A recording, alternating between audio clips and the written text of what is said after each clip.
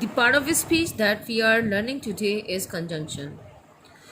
First of all, what are conjunctions? Conjunctions in actual are the words that link together or join together two words, two phrases, and two clauses together, or you can say that two sentences together. Conjunctions ऐसे words होते हैं जो कि दो words को, दो phrases को और दो क्लॉजेस को या दो सेंटेंसेस को ज्वाइन करते हैं. Okay, here you can see some examples. In the first sentence, when you go to restaurant, you must try fish and chip. And joins fish and chip. My cell phone is either on the table or in the drawer. Okay, on the table, in the drawer are two phrases, either or. Join together these two phrases. In the third sentence, Yumna want to see her manager, but he wasn't in his office. Okay, here are two independent clauses, or you can say that independent sentences. They are joined together with a conjunction verb. Before starting this topic, we must know about what are words, what are phrases, and what are clauses. Well, let's see. Okay, on this page you can see few examples. Any single word, obviously a group of letter is a word, like M, N, eat apple. Any single word, any single group of letter is called a word. Okay, you can see here there is a group of word without verb, that is called phrase. In the morning, an apple, under the bed, the best student, an interesting novel. These all are phrases. Phrases are without verb. Either they started with a preposition, or sometimes with a and the means article. And there are verb phrases too. Okay, these two are the examples of phrases, and there are some verb phrases. These are the verb phrases. Has been, going is a verb phrase. Is coming, wanted to go, are working, will be, shall be. Any helping verb with a verb is called a verb phrase. Okay, sometimes it happens that except subject, the rest of the predicate is also called the verb phrase. Now you have, I think, cleared your concepts about word, phrases. Okay, now what are clauses? In the first sentence, you can see that my friend who has knowledge is brilliant at quizzes. Okay, if I just say who has knowledge, can you understand what I'm going to say you? Who has knowledge? No, you don't have any idea what I'm asking about. आपको कुछ नहीं पता चलेगा कि मैं आपसे क्या पूछना चाह रही हूँ. If I say who is in black dress, even these two examples, these two sentences have verbs too. But if I say my friend is brilliant at quizzes, my friend is brilliant at quizzes, now you can easily understand the meaning of the sentence. Complete idea इससे मिल रहा है. माई friend is brilliant at quizzes से complete हमें एक idea मिल रहा है. ऐसे sentence जो कि अलॉन स्टैंड कर सकता है, कंप्लीट आइडिया देता है, जैसे my friend is brilliant at quizzes, ये इंडिपेंडेंट क्लॉज कहलाएगा. और ये जो टाइप के सेंटेंसेस होते हैं, they are called complex sentences. Who has knowledge is dependent clause. अगर हम इसे अकेले में यूज़ करते हैं, यानी बाकी के सेंटेंस से हटा के इसको यूज़ करते हैं, that doesn't give a complete idea. हमें इससे मुकम्मल आइडिया नहीं मिलता, ना कंप्लीट सेंस मिलता. इवन हम बात को समझ ही नहीं पाते या अकेले स्टैंड ही नहीं कर सकते. Who has knowledge, who wears black shirt, even they have verbs too, but they cannot give clear idea of their sense. On the other hand, my friend is brilliant at quizzes gives complete sense. Now I'm going to write another example. I will show you another example of independent clause. Okay, now look at the third sentence. Yumna went to see her manager is a complete sense. It's a complete sentence with a complete sense and gives complete idea. But he wasn't in his office. He wasn't in his office also gives complete sense. These two sentences are independent clauses. This is independent clause and this is two independent clause and joined together with a conjunction. On the other hand, I've shown you the example. This is dependent clause that cannot stand alone. Complete idea भी नहीं देता है. और बाकी I've told you about the words. Any single group of letter is called a verb. Words. These are the phrases in the morning, an apple, under the bed, the best student, an interesting novel. These all are the phrases. Some are prepositional phrases and some are noun phrases. Has been, going, is coming, wanted to go. After subject means if we have any sentence like he is interested in mathematics but likes to practice physics too.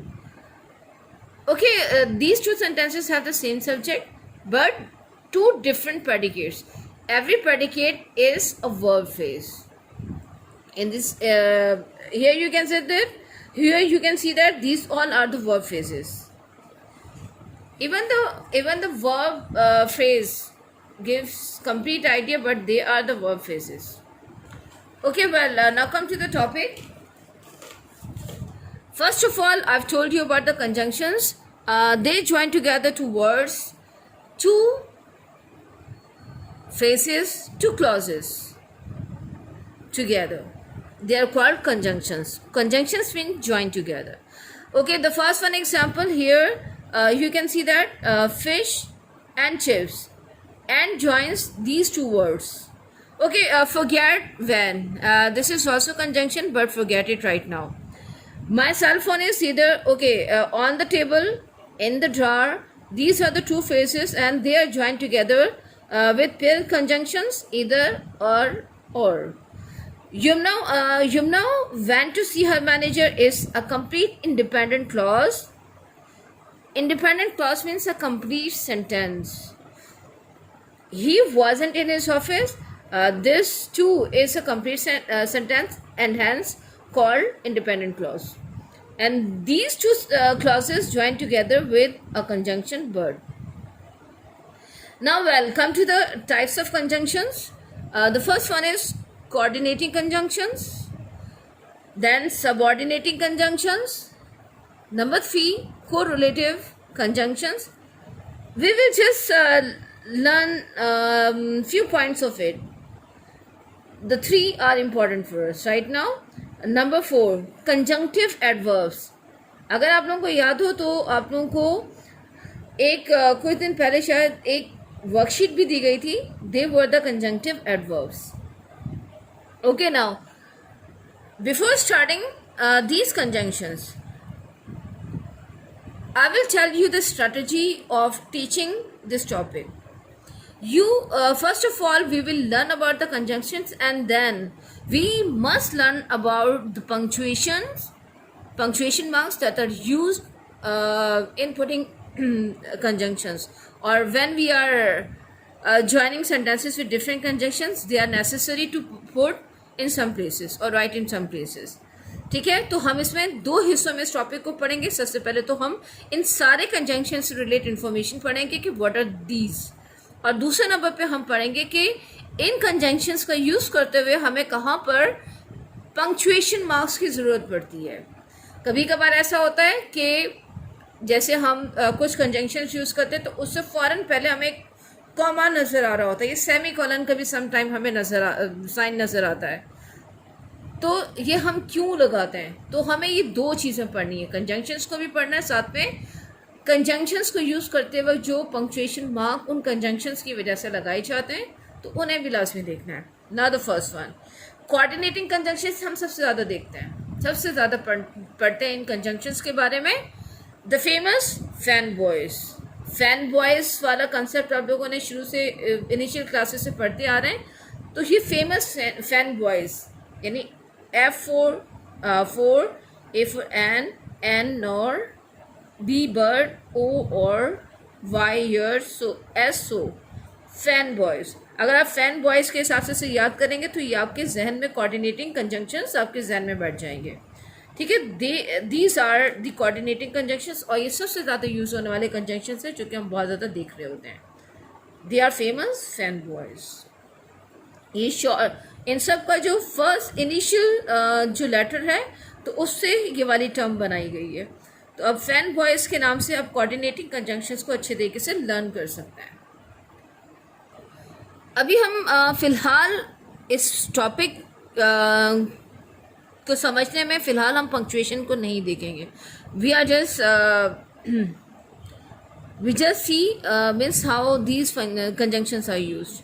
Okay, well, like Sarah's house is beautiful and spacious. Here I have used and with two adjectives, two words, and join these two words.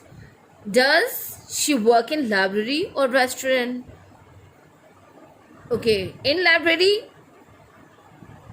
is a phrase, a restaurant is also a phrase, and or has joined these two phrases.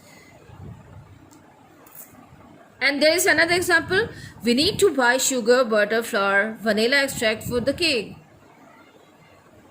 Okay, when we have more than two items, when we have more than two items, then we put commas after every item, like this. Means we have put commas after, or write commas after every, even before and. I'm still trying to decide whether to learn guitar, piano or violin. There are three items, and before after every item we have put a comma even before or. Okay, well, there are other examples too. Asif gifted his mother a necklace for her birthday and she loved it, and has joined these two sentences. We can go to the movie, or we can clean the house, or has joined these two sentences. And these two sentences are independent clauses. In simple meaning, they are the complete sentences. Or has joined two sentences with complete sense. I wanted to work in the bank, I couldn't find a job, but has joined these two sentences. I'm not hungry, so I will just have milkshake. So I will just have milkshake. Okay, so has joined these two sentences, and these two sentences are independent clause or the complete sentences. Okay, punctuation वाले जो rules हैं कि हम conjunctions के साथ में किससे किससे पंक्चुएशन करते हैं। एक दफ़ा मैं कंजंक्शंस आपको बता दूं। अभी हमने कोऑर्डिनेटिंग कंजंक्शंस पढ़े, जिसमें हमने फैन बॉयज़ वाले जो कंजंक्शंस हैं उनको देखा, उन्हीं की डिफरेंट एग्जांपल्स देखे। अच्छा, अब पंक्चुएशन इनके साथ में किससे किससे यूज़ होती है, इनके लिए क्या रूल्स होते हैं, वो अभी हम दोबारा से एक और अलग से रिव्यू करेंगे जो कि सिर्फ पंक्चुएशन से रिलेट होगा। अभी हम सिंपली कंजंक्शंस को देखेंगे। फैन बॉयज़ कंजंक्शंस के तौर पे हम किससे किससे यूज़ करते हैं। With words they are use, with phrases they are used to join together, to join them, and then they are used to join two sentences too. Here is example of subordinating conjunction. The first one was coordinating conjunctions, now the subordinating conjunctions. Okay, after, because, before, these are subordinating conjunctions. After she gets home.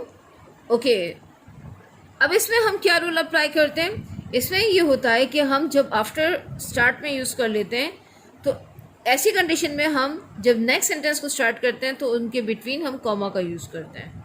ठीक है। अब यहाँ पे first sentence, after she gets home from work comma she likes to watch TV for an hour. She likes to watch TV for an hour, अगर हम इसी को change कर देते हैं और ये सब ऑर्डिनेटिंग कंजंक्शन अगर हम मिडल में यूज़ करते हैं then we do not use any comma.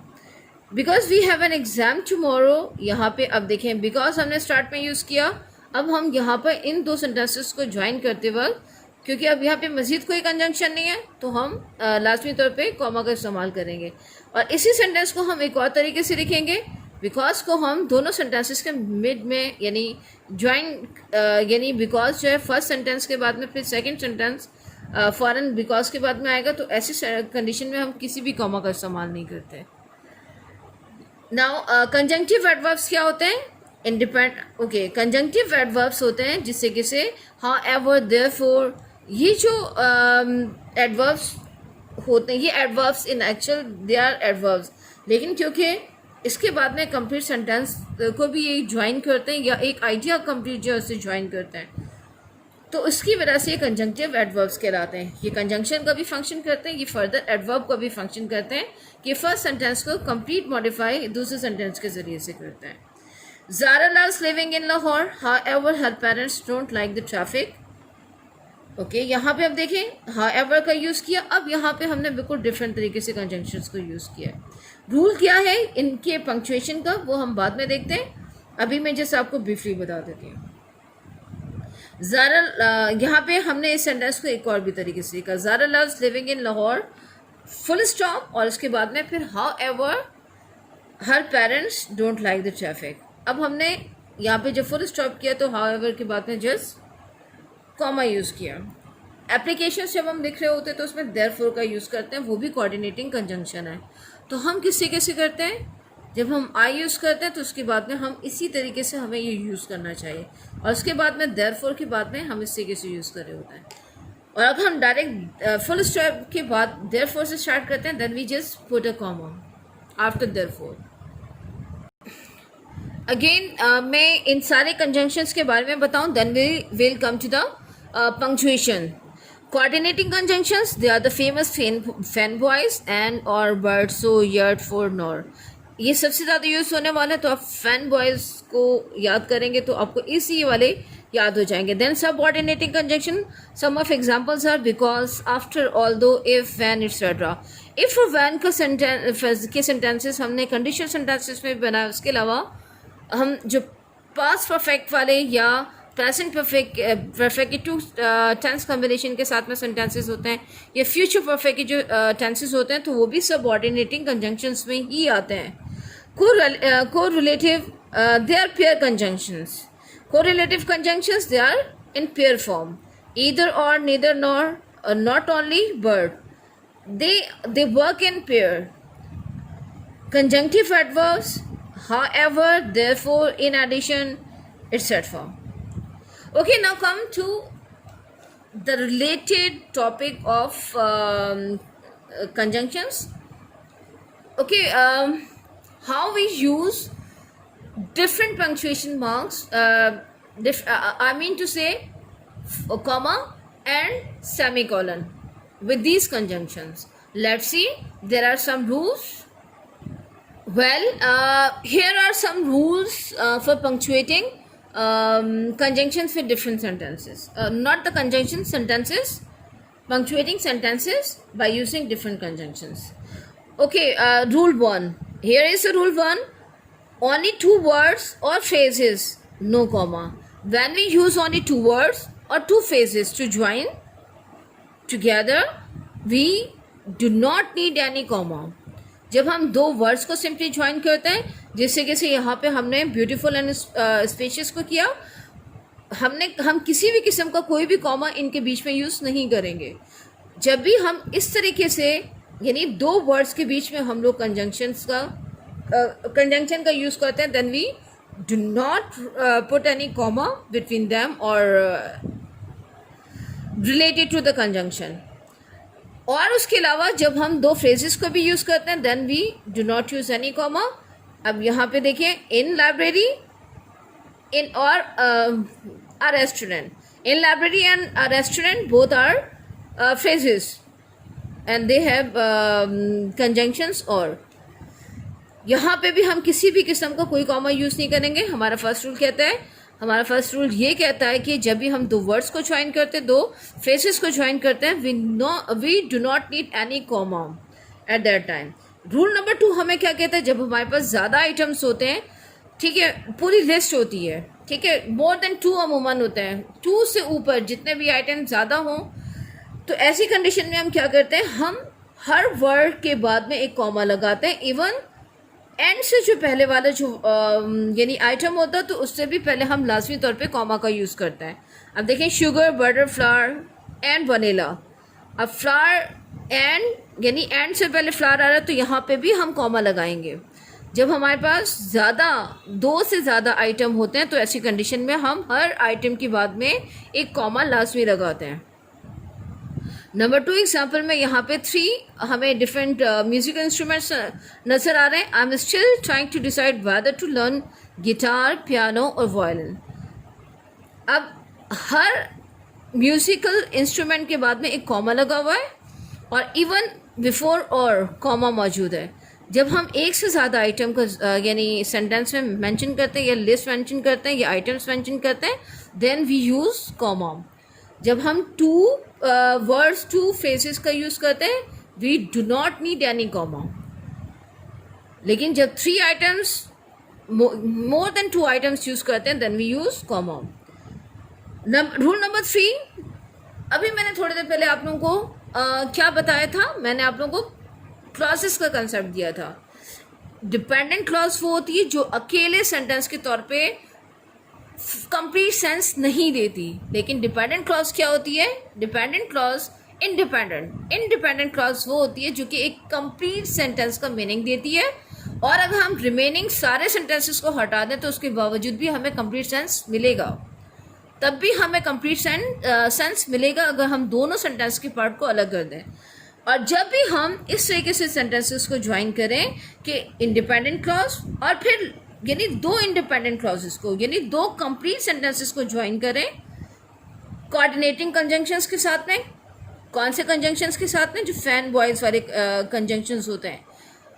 तो ऐसी कंडीशन में हम उस कंजंक्शन से पहले कॉमा लाजमी लगाते हैं। इंडिपेंडेंट क्लॉज कॉमा, फिर इसके बाद में वो कंजंक्शन आ जाएगा, कोऑर्डिनेटिंग कंजंक्शंस एंड वर्ड और सो योर यानी फैन वॉइस वाले जो कंजंक्शंस है कोऑर्डिनेटिंग कंजंक्शंस है। फिर उसके बाद में एक इंडिपेंडेंट क्लॉज। 2 इंडिपेंडेंट क्लॉजेस के बीच में जब भी हम कोई कंजंक्शन कोऑर्डिनेटिंग कंजंक्शन यूज़ करते हैं, तो उस कोऑर्डिनेटिंग कंजंक्शन से पहले हम कॉमा लाजमी यूज़ करते हैं। Here are some examples. यहाँ पे एक और यहाँ पे कुछ एग्जांपल्स हैं। Asif gifted his mother a necklace for her birthday and she loved it. She loved it is a complete sentence with complete meaning. Atif gifted his mother a necklace is a complete sentence with complete meaning. And for is one of the fan boys, means coordinating conjunction. And and for her birthday, and is one of the fan boys, coordinating conjunction, and we have put comma before and. जब भी ये भी independent clause हमने coordinating conjunction का use किया, and coordinating conjunction से पहले and हर सूरत में लाजमी आएगा। ये हमें रूल नंबर 3 कहता है। Another example, we can go to the movie, एक कंप्लीट सेंटेंस है। We can clean the house, ये भी कंप्लीट सेंस है दे रहा है। और अगर हम इन दोनों को सेंटेंसेस को अलग करके लिखना चाहेंगे तो दोनों कंप्लीट सेंस के साथ में यूज़ होंगे। और इनको one of the fan boys हमने यूज़ किया, और का कंजंक्शन यूज़ किया, और इससे पहले हमने कॉमा यूज़ किया। इंडिपेंडेंट क्लॉज, 2 इंडिपेंडेंट क्लॉज के बीच में जब हम कोऑर्डिनेटिंग कंजंक्शन यूज़ करते हैं तो उससे पहले हम कॉमा लाजमी यूज़ करते हैं। अब हमारे 3 रूल्स हो गए। फर्स्ट रूल, जब भी हम 2 वर्ड्स को 2 फ्रेजेस को ज्वाइन करते हैं, we do not put any comma. और जब हमारे पास ज़्यादा आइटम्स होते हैं तो ऐसी कंडीशन में हम हर आइटम के बाद में एक कॉमा यूज़ करते हैं, और लास्ट वाले आइटम से पहले एंड यूज़ करके, और उससे भी पहले हम एंड से भी पहले कॉमा लाजमी यूज़ करते हैं। और इसके बाद में थर्ड पॉइंट हमारा क्या है, third rule, conjunction with punctuation क्या रूल है। कि हम टू इंडिपेंडेंट सेंटेंसेस या टू इंडिपेंडेंट क्लॉजेस को ज्वाइन करने के लिए कोऑर्डिनेटिंग कंजंक्शन यूज़ करते हैं, तो हम उस कोऑर्डिनेटिंग कंजंक्शन से पहले कॉमा लाजमी यूज़ करते हैं। ये हमारे 3 पॉइंट्स हो गए।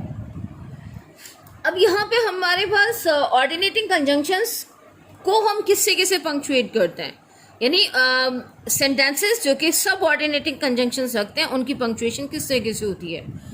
अगर हम पंक्चुएशन नहीं करेंगे, सिर्फ सिंपली कंजंक्शन लगा देंगे, तो तब भी हमारी ये यानी कंजंक्शंस लगाने का जो पर्पस होता है वो कंप्लीट नहीं होगा। तो इनके साथ में ये पंक्चुएशन लाजमी होती हैं। जब भी हम सब ऑर्डिनेटिंग कंजंक्शन यूज़ करते हैं तो हम किससे किससे करते हैं, अगर हम फर्स्ट डिपेंडेंट क्लॉज सीखते हैं और उसके बाद में फिर हमारे पास इंडिपेंडेंट क्लॉज आती है तो हम इनके बीच में कॉमा लाजमी यूज़ करते हैं। और अगर हम इससे कैसे करें कि अच्छा, और शुरू में हमें क्या करना है, इस जगह पे हमें कंजंक्शन यूज़ करना है, सब ऑर्डिनेटिंग कंजंक्शन यूज़ करना है इस जगह पर।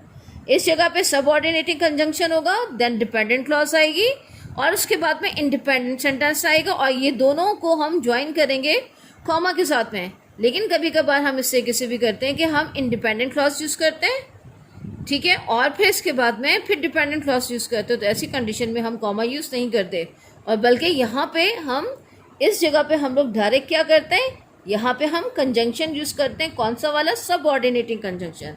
अब देखें, फर्स्ट सेंटेंस सीखा, ये हर सेंटेंस मैंने 2 तरीके से लिखा हुआ है। अब यहाँ पे after she gets home from work, after is subordinating conjunction, dependent clause, comma, independent clause. ऐसी कंडीशन में हमने यहाँ पे स्टार्टिंग में सबऑर्डिनेटिंग कंजंक्शन यूज़ किया, देन हमारे पास डिपेंडेंट क्लॉज आई, फिर कॉमा हमने लास्ट में यूज़ किया और उसके बाद में फिर इंडिपेंडेंट क्लॉज आई।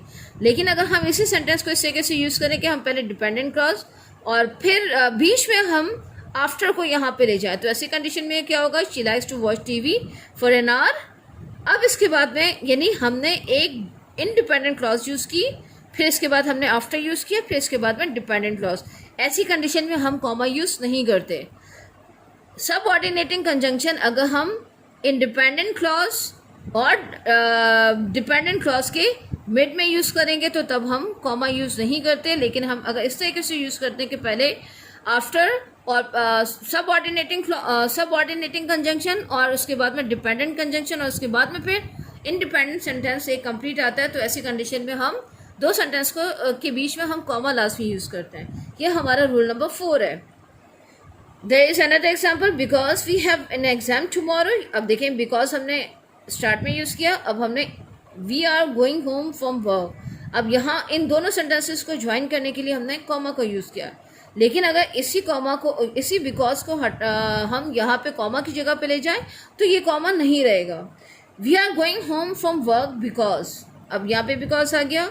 अब यहाँ पे हम किसी भी किस्म का कोई भी हम पंक्चुएशन मार्क यूज़ नहीं करेंगे। We have an exam tomorrow. Conjunctive adverbs को हम 2 तरीके से यूज़ करते हैं, यानी ये रूल नंबर अब हमारा 5 है कंजंक्टिव एडवर्ब्स को लिखने का। मैंने प्रीवियसली अभी थोड़ी देर पहले आप लोगों को मैंने एप्लीकेशन में जो हम देयरफॉर का यूज़ करते हैं अक्सर एप्लीकेशन में बिल्कुल लास्ट के पैराग्राफ में, तो उसकी भी एग्जांपल दी थी। अब देखें, इसमें क्या होता है कि हमारे पास एक इंडिपेंडेंट क्लॉज होती है, फिर इसके बाद में हम सेमी कॉलन, एक डॉट और नीचे एक कॉमे का साइन, ये सेमी कॉलन का साइन कहलाता है। सेमी कॉलन यूज़ करते हैं, फिर उसके बाद में हम कंजंक्टिव एडवर्ब्स का यूज़ करते हैं जो भी उस सेंटेंस के अकॉर्डिंग चाहिए होता है, फिर उसके बाद में इंडिपेंडेंट क्लॉज, यानी इसमें दोनों जो क्लॉजेस होती हैं वो इंडिपेंडेंट होती हैं। और फिर इसमें मीन्स हम लोग सेमी कॉलन यानी हाउ एवर देयरफॉर जो भी यूज़ करना, और उसके बाद में फिर एक कॉमा आता है। अब देखें, इससे पहले सेमी कॉलन और इसके बाद में कॉमा, हम इस तरीके से इन स्ट्रक्चर्स को करते हैं। अब देखें, अगर हम इस तरीके से करें कि हमने इंडिपेंडेंट क्लॉज यानी ये वाली क्लॉज सीखी, इसके बाद में फुल स्टॉप लगाया, फिर हाउ एवर आया, या देयरफॉर यानी कोई सभी कंजंक्टिव एडवर्ब आया, तो ऐसी कंडीशन में हम क्या करते हैं, हम सिंपल एक कॉमा इनके बाद में यूज़ करते हैं और इसके बाद में एक इंडिपेंडेंट क्लॉज पे दोबारा से आ जाएगी। सिंपल मीन कि हम इस यानी यहाँ पे फुल स्टॉप लगा दें और बाकी का हम इसी तरीके से बना रहे होते हैं। यहाँ पे आप example we have written Zara loves living in Lahore, फिर हमने सेमीकोलन लगाया, however her parents don't like the traffic. अब इसी सेंटेंस को मैंने एक और तरीके से लिखा, Zara loves living in Lahore full stop, then however के बाद में comma, her parents don't like the traffic. एक छोटा सा रिव्यू लेते हैं. हमने इसमें 5 पॉइंट्स पढ़े थे. फर्स्ट पॉइंट हमारा क्या था कि whenever we join two words two phrases we do not put any punctuation mark in such phrases. इसके बाद में सेकंड रूल हमने ये पढ़ा. सेकंड रूल हमने कंजंक्शंस के साथ में पंक्चुएशन का ये पढ़ा कि जब भी मोर देन 2 आइटम्स होते हैं तो हम हर आइटम के बाद में कॉमा लाजिम लगाते हैं, यानी we put commas after every item. फिर थर्ड रूल हमने ये पढ़ा कि whenever we use coordinating conjunction, independent clause के बाद में कोऑर्डिनेटिंग कंजंक्शन का यूज करने से पहले कॉमा लाजमी आता है, देन फिर coordinating conjunction means friend boys, फिर इंडिपेंडेंट क्लॉज. ठीक है, 2 इंडिपेंडेंट क्लॉज के बीच में हम कोऑर्डिनेटिंग कंजंक्शन का यूज करते हैं और उस कोऑर्डिनेटिंग कंजंक्शन से पहले हम कॉमा भी लाजमी लगाते हैं. ये हमारे 3 पॉइंट्स हो गए. फिर हमने 4 पॉइंट पढ़ा. 4 पॉइंट हमें क्या कहता है कि डिपेंडेंट जो क्लॉज हम सब ऑर्डिनेटिंग क्लॉज को अगर स्टार्ट में यूज करते हैं, आफ्टर, ऑल्दो, बिफोर, जब भी हम सब ऑर्डिनेटिंग क्लॉज का स्टार्ट में यूज करते हैं तो उसके बाद में डिपेंडेंट क्लॉज आती है, फिर कॉमा, फिर इंडिपेंडेंट क्लॉज आती है. और अगर हम इस तरीके से यूज करेंगे इंडिपेंडेंट क्लॉज पहले आ जाए, फिर उसके बाद में हम कंजंक्शन का यूज़ करें, यानी सब ऑर्डिनेटिंग कंजंक्शन का यूज़ करें, उसके बाद में एक डिपेंडेंट क्लॉज आती है. ये हमारा 4th रूल कहता है. और 5th रूल हमें क्या कहता है कि जब भी हम कंजंक्टिव एडवर्ब्स यूज़ करते हैं तो इंडिपेंडेंट क्लॉज, फिर सेमीकोलन, और फिर वो कंजंक्टिव एडवर्ब आता है, देन कॉमा आता है, फिर एक इंडिपेंडेंट क्लॉज आती है. और हम इसी को ही एक और तरीके से लिख सकते हैं, इंडिपेंडेंट क्लॉज, फुल स्टॉप, और इसके बाद कंजंक्टिव एडवर्ब, कॉमा, और फिर उसके बाद में एक इंडिपेंडेंट क्लॉज. इसके बाद में हम लोगों ने अगेन मैं सम अप करूंगी. हमने इसमें 4 टाइप्स हमने कंजंक्शंस के देखे. Coordinating conjunctions, these are the coordinating conjunctions. Then the subordinating conjunctions, because after although, if, and they are subordinating conjunction. Correlative conjunctions, they are pair conjunctions. They always work in pair. Conjunctive adverbs, however, therefore, in addition to, these all are conjunctive adverbs. Now the next topic is interjections. Let's see what are interjections. This is the last part of his speech. Well, let's see. Well, what are interjections? Interjections are the utterance of meaningless words that shows our different emotions or the feelings. Interjections क्या होते हैं? ये certain words यानी certain feelings होती हैं that we shows in different meaningless words. These are in actual the expression that occurs or as an utterance on its own and expresses a certain feeling, so strong feeling or reaction. Like sometimes when we sleep, we say ouch. That is interjection. Interjections में हमारे certain emotion show होते हैं, whether they are of happiness, whether they are of grief, whether they are of pain, whether they are of excitement or the surprise or of the pain. जो भी हमारे यानी बेतरतीब से जो वर्ड्स होते हैं जो कि हमारे डिफरेंट खुशी, गम, तकलीफ के डिफरेंट इमोशंस को, एक्साइटमेंट के, हैरानगी के डिफरेंट इमोशंस को शो करते हैं, they are called interjections. Interjections इस टाइप के होते हैं जैसे आउश, हुर्रा, याहू, और I have written some bravo, eh, oh, hurrah, yuck, alas. These all are interjections. ये हमारी स्ट्रॉन्ग फीलिंग्स को, डिफरेंट टाइप की हमारी स्ट्रॉन्ग फीलिंग्स को शो करते हैं. That is the last topic of part of his speech. Must see the video on YouTube and must see your homework on the portal. Thank you very much.